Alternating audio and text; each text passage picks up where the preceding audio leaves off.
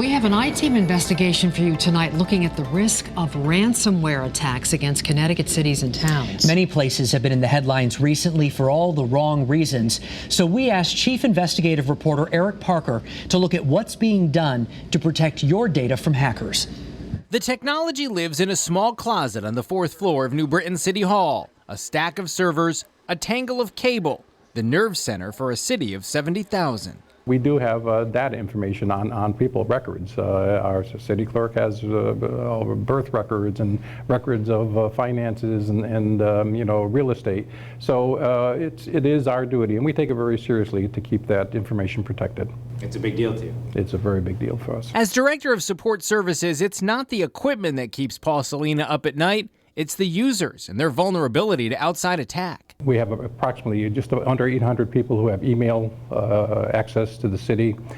So we want them to be sure that they understand about scams and about phishing techniques and so forth. Phishing, or an attempt by a scammer to access a network by getting real credentials through fake emails, is one of the main ways hackers access systems like New Britain's.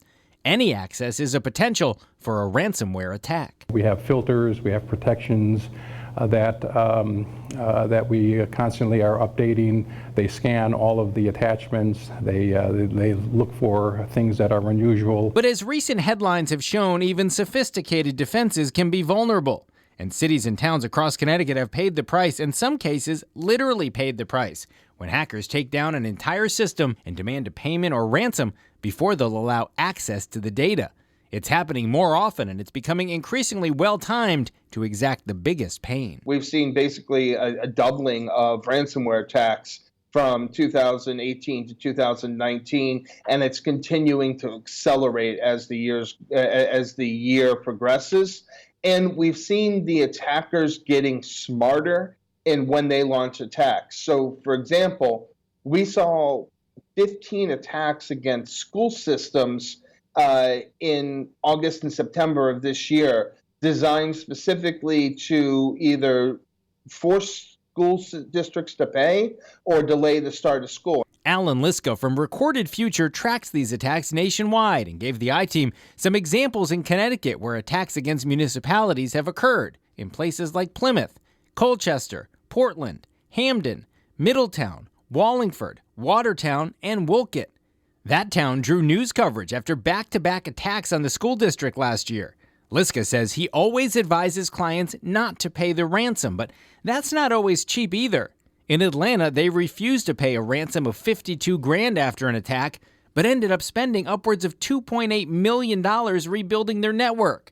That big number shows why protection, like good off-site backups, is so important. Security is constantly evolving to protect against the attacks, and so the attackers have to keep evolving to stay one step ahead of the security measures being put in place. In New Britain, they take many of those steps, including several different backups every day. And they use what's called segmentation of the network to keep an attacker from being able to shut down the whole city at once.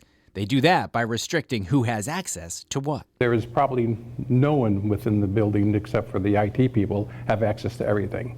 I don't believe even the mayor has access to everything. But the threat keeps evolving, and cities and towns must too. It's become so important that later this year, the state is organizing a disaster drill, the kind they normally do to prepare for hurricanes or terrorist attacks, that will mock up a widespread cyber attack to practice their response. With the I-Team, Eric Parker, Channel 3 Eyewitness News.